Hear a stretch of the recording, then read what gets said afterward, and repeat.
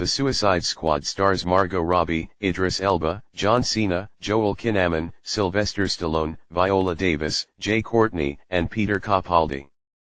Released on August 5, 2021, the film has Amanda Waller sending a new Task Force X to take down a Nazi-era prison and laboratory. The film was written and directed by James Gunn, who also directed Slither, Super, and Guardians of the Galaxy.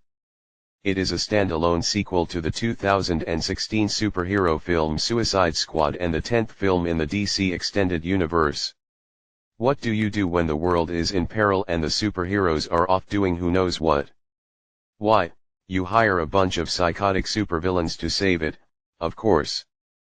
The DC Extended Universe is back at it again this year, and it is dying to pay its team of villainous convicts another visit.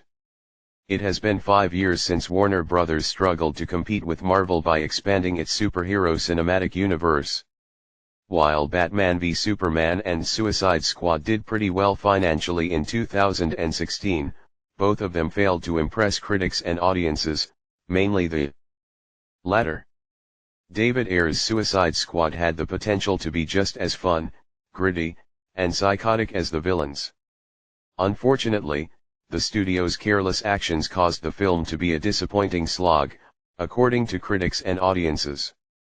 To its credit, however, it did feature Margot Robbie's superb debut as Harley Quinn, and it became the first DCEU film to win an Oscar, but only for makeup and hairstyling. Still a win, nonetheless. Even though I enjoyed the film when it first came out, I can easily understand that the story could have been written better regarding its tone. Similar to how I felt towards the original cut of Justice League. I'm still waiting on that Ayer cut, by the way. The studio decided to give the supervillain team a major makeover 5 years later, with writer/director James Gunn taking over for David Ayer. Seeing how successful Zack Snyder's Justice League was back in March, it makes sense for Warner Bros. To give this brand a shot at redemption as well. James Gunn recently made himself known on the Hollywood map thanks to his involvement with the Guardians of the Galaxy films. Sure, most people knew him from his earlier works like Super, the live-action Scooby-Doo films, and the Dawn of the Dead remake, but it was Marvel's team of galactic criminals that made him capture everyone's attention, including mine. When I heard that Gunn is directing a new Suicide Squad film, my expectations were pretty high for what he can do with this band of super-powered nutbags. With Gunn's unique taste in comedy, violence, and visual presentation, this could be another boost Warner Bros. Need to keep DC cinematic franchise alive. With that in mind, let's see if the sequel/reboot is as chaotic as the criminals themselves. Like Ayer's Suicide Squad, the story in The Suicide Squad focuses on a group of convicts at Belle Reve. One of them is Robert Dubois, Elba, aka Bloodsport, a mercenary convicted of shooting Superman with a kryptonite bullet.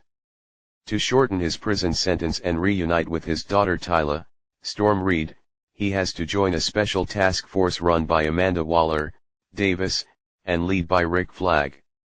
Kinnaman.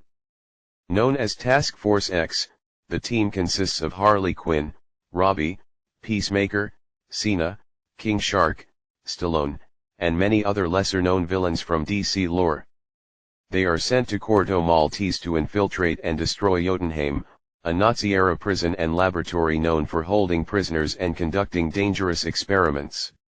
Using their powers and skills, the members of Task Force X must prevent their latest experiment, Project Starfish, from being unleashed upon the world or die trying.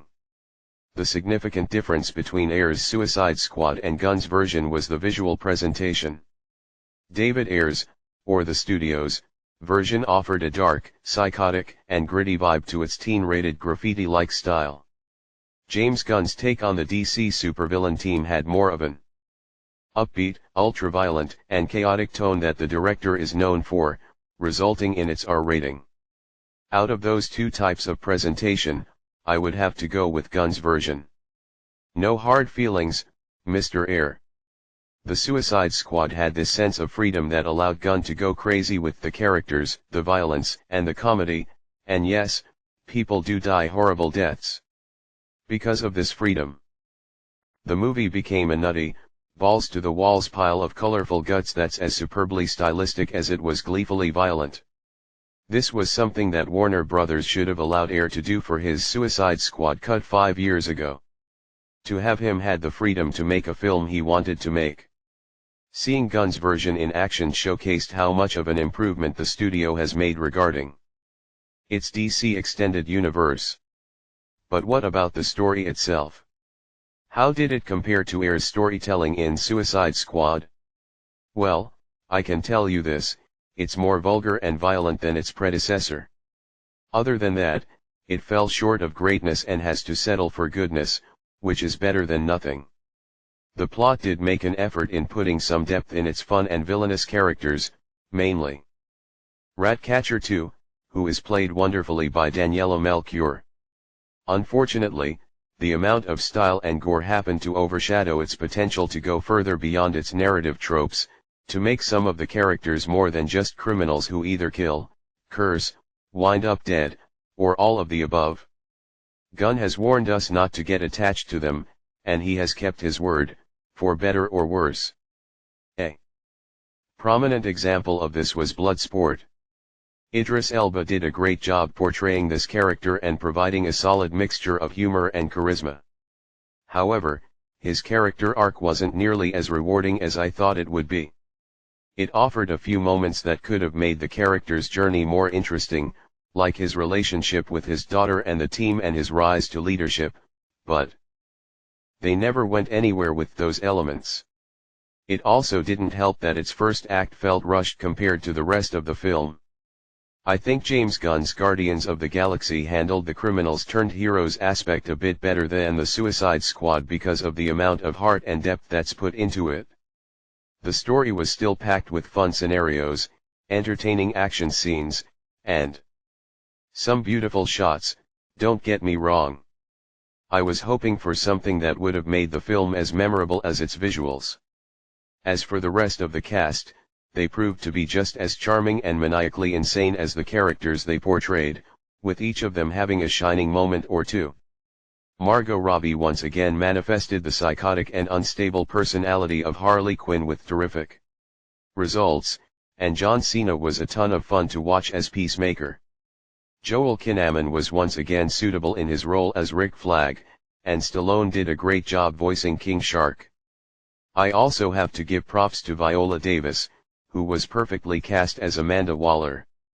Waller is just as ruthless and selfish as she was in the first Suicide Squad film, and Davis had the right amount of anger and stubbornness in her acting talent to make this character work for me. You seriously don't want to be near Viola Davis when she's ticked off. Thanks to James Gunn's direction, the film balanced the gory violence with its offbeat adult humor. There were a lot of parts that were either hilarious, shocking, or both.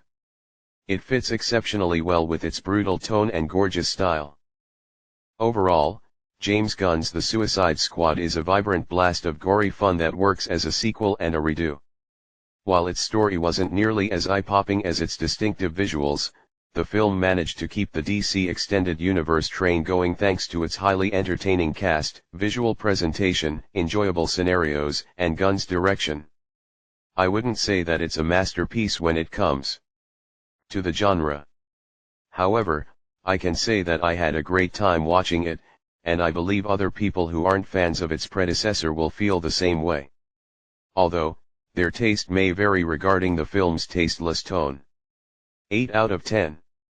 Let me know, comment below, like, subscribe, what your opinion on this film. Or thanks for watching, see you later, bye.